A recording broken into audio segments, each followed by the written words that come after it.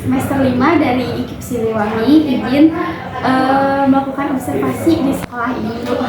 Kenalkan ya, nama saya Indri Carolina SPD, saya guru di SLB Atomoji 2. Saya di sini sudah dari tahun 2013, jadi sudah 10 tahun ya di sini, ya lumayan gitu ya. Saya dari alumni dari Universitas Pendidikan Indonesia. Seperti itu ya. Ibu di sini menangani anak-anak siswa tunarungu. Iya, kebetulan.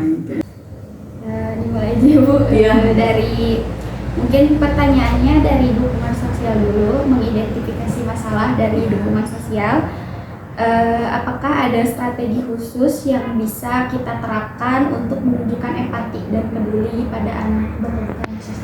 Kalau misalnya empati dan peduli ya kita kepada anak-anak berkebutuhan khusus, kita gali dulu nih apa potensinya peserta didik ini gitu, baru nanti kita arahkan ke arah mana nih peserta didik, apakah dalam seninya atau apakah dalam akademiknya peserta didik ini kita bisa arahkan. Nah, empatinya dari sana kalau menurut saya ya.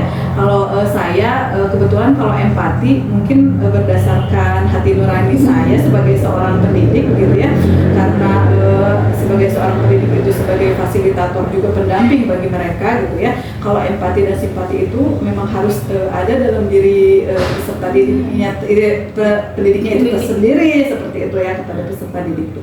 Kalau misalnya untuk meningkatkan empati dan simpatinya, ya kita perhatikan peserta didik itu latar belakangnya dari mana. Kalau misalnya berdasarkan keluarganya, misalnya nih anak anak berkebutuhan khusus gitu, sekaligus misalnya kalau berdasarkan dari latar belakang keluarganya, misalnya tidak mampu atau bagaimana, nah kita gali latar belakang peserta didiknya seperti apa, seperti itu Bu. Kalau misalnya berdasarkan berdasarkan pengalaman saya gitu ya, kalau misalnya kita sudah mengetahui nih latar belakangnya peserta didik seperti apa gitu ya, kita ada perhatian khusus gitu, ada empati khusus gitu untuk anak ini. Anak ini dari anak yang misalnya ekonomi menengah ke bawah gitu ya, jadi kita ada ada perhatian gitu untuk anak ini, dukungannya seperti apa, seperti itu Ibu mungkin.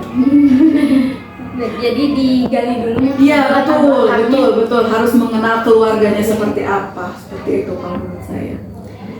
Terus kan tadi ada kata Bapak Kepala Sekolah teh kalau di sini katanya tidak ada ranking, karena ranking itu hanya sebuah angka gitu ya. Terus bagaimana cara Ibu memberikan dukungan semacam penghargaan gitu yang sesuai untuk siswa berkebutuhan khusus? Ya betul.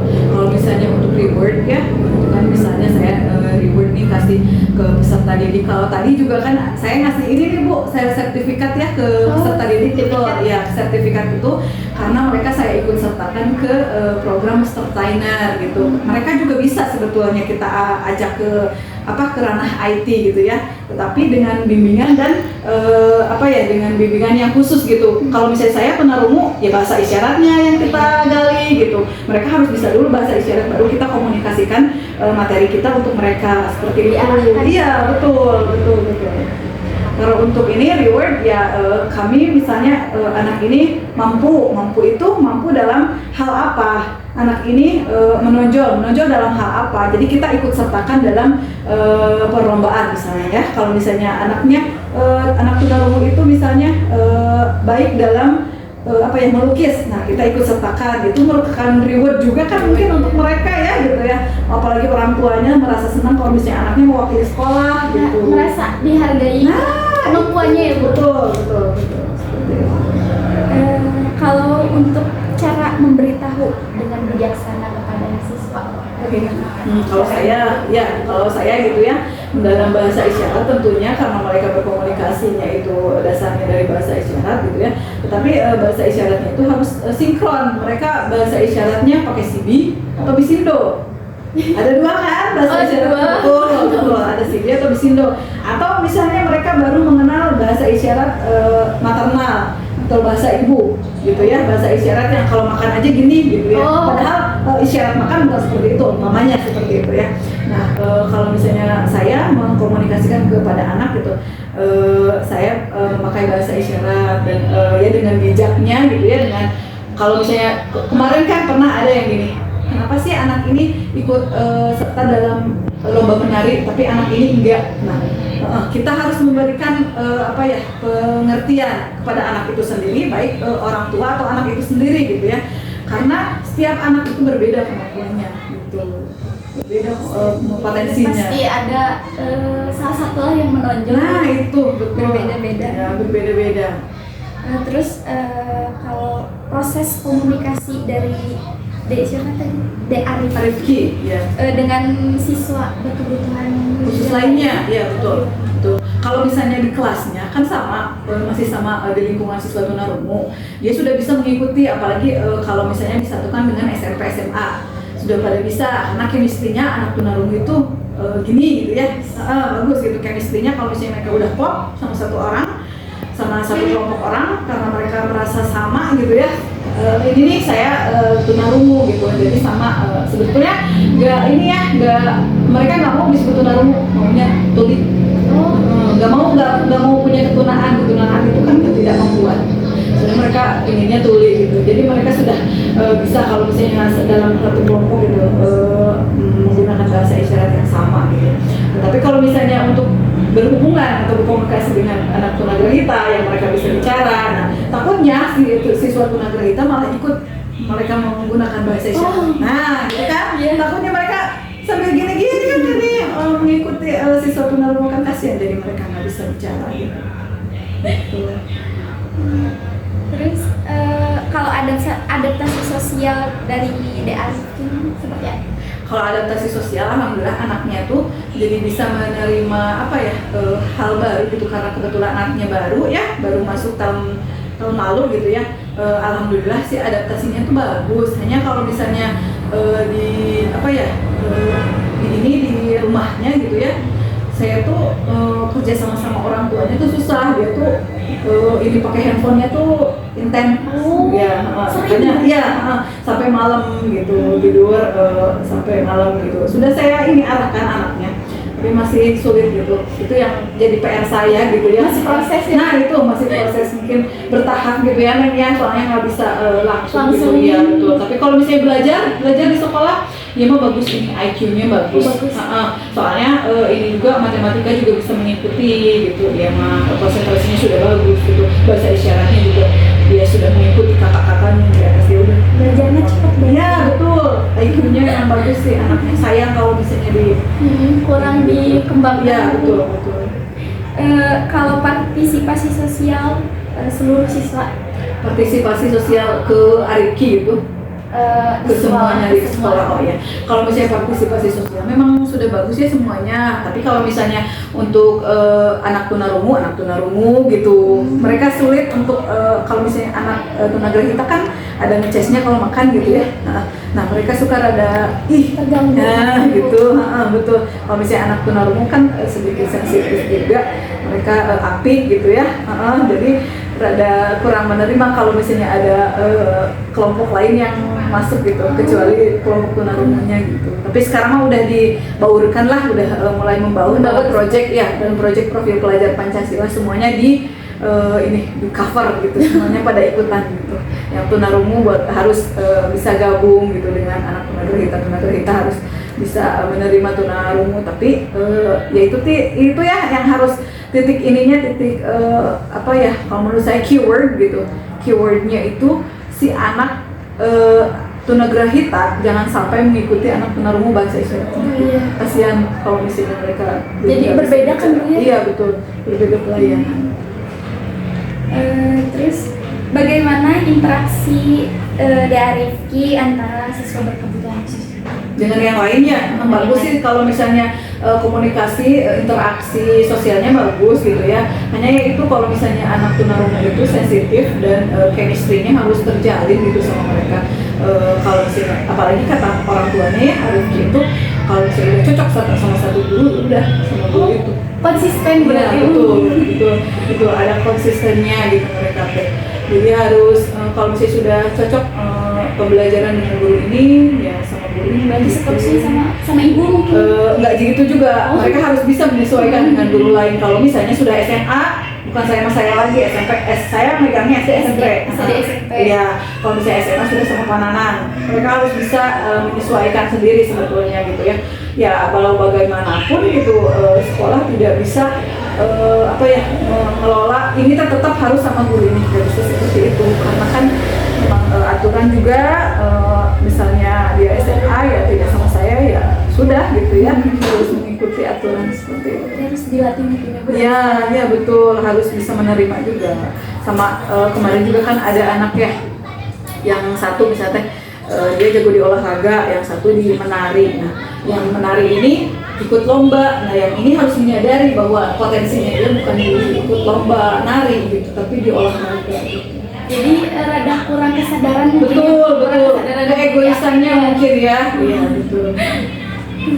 Terus Bu, kalau misal dalam hal status sosial itu ada perbedaan nggak dengan teman sebayanya? Enggak sih kalau misalnya status sosial itu di sini sama sih kalau misalnya status sosial itu latar belakang keluarga bukan Apapun sih Bu. ya dalam kalau misalnya dalam ekonomi ya status sosial, dalam misalnya pekerjaan orang tuanya enggak ada ya semuanya sama sih kalau menurut saya ya, enggak ada yang membedakan ini teh anaknya dulu gitu enggak. Berarti semua sama. Iya sama. Tapi kata Bapak kepala sekolah tadi bilang mungkin yang signifikan mah dari segi penampilan deh katanya. Kalau misalnya penampilan mah ya karena tunagrahita kan gimana mungkin ya, kalau misalnya tunarungu mah kan kelihatan banget sama kayak anak normal biasa gitu ya. Nah kalau misalnya sosial dilihat dari penampilan ya seperti itu. Kalau saya pandangan sosial itu ke misalnya orang tuanya apa ya, latar belakang orang tua ke situ. Kalau bapak mungkin lihatnya dari sosialnya si peserta didiknya gitu ya. Kalau misalnya peserta didik memang betul seperti apa yang dikatakan bapak seperti itu ya. Karena yang juga mungkin bisa lihat ya yang tunagrahita seperti apa ya. Kalau misalnya tunarungu anak-anak saya kan gitulah kerasa dari nyerempet mata gitu.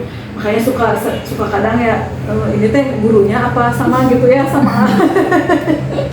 Kalau yang SMA gitu Bu, iya serius. Tadi kan saya merhatiin Bu yang ngobrol tentang putus katanya. Oh gitu. Ya udah pada punya pacar. Kalau yang SMA saya Puber ya Bu, masanya puber. Betul.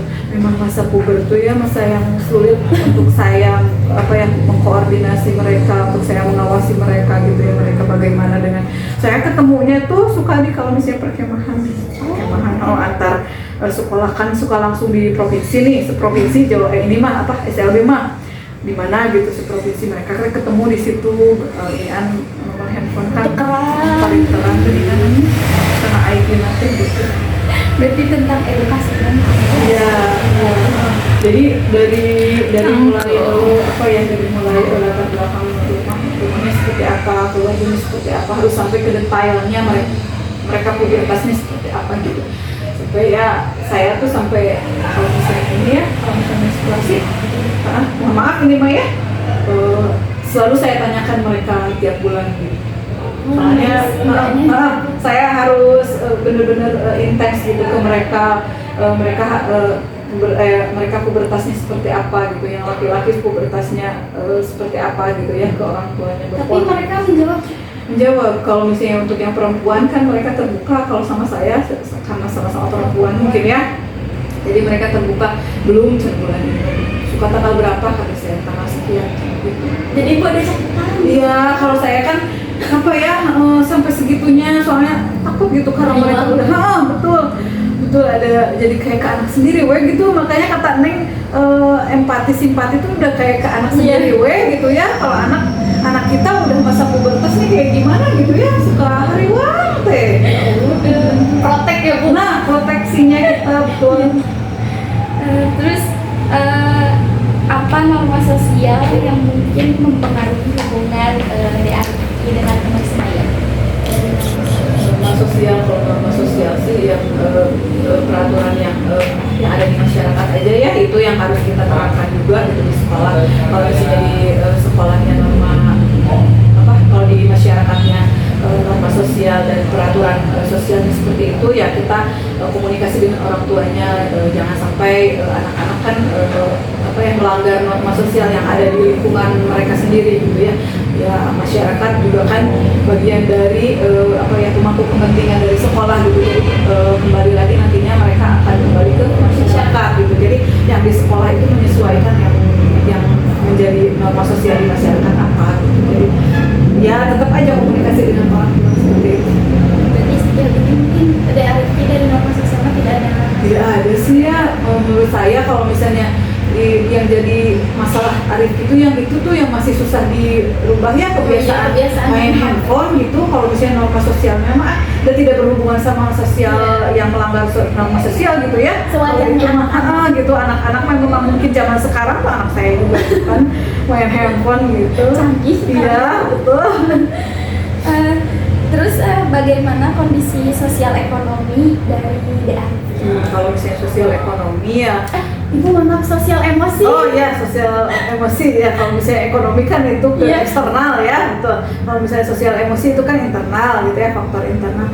Kalau misalnya ya gitu sosial emosinya masih bisa beradaptasi. Hanya kalau misalnya dalam situasi tertentu dia suka ngambek gitu ke mamanya teh gitu.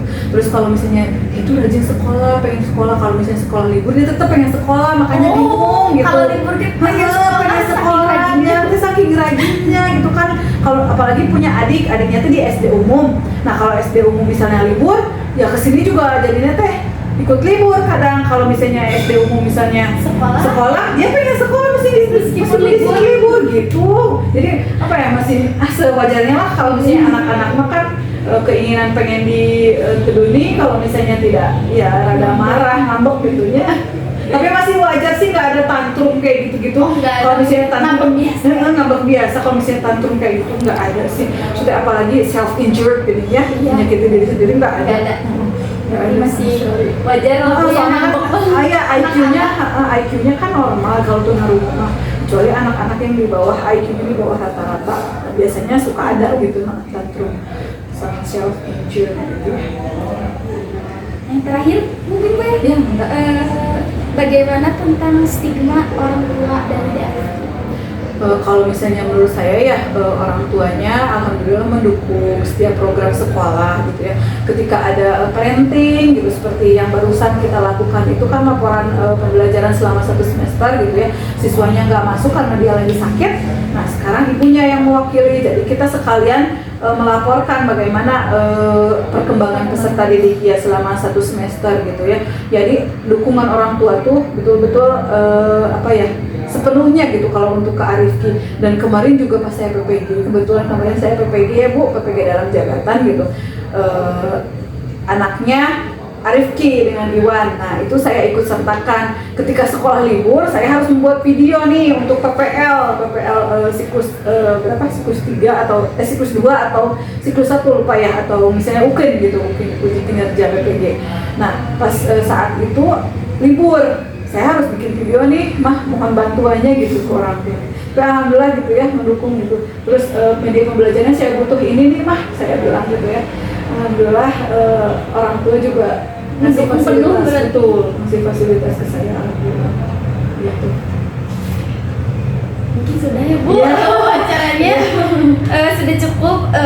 Terima kasih banyak Ibu informasinya, terima kasih banyak atas ketersediaannya untuk diwawancara dengan saya.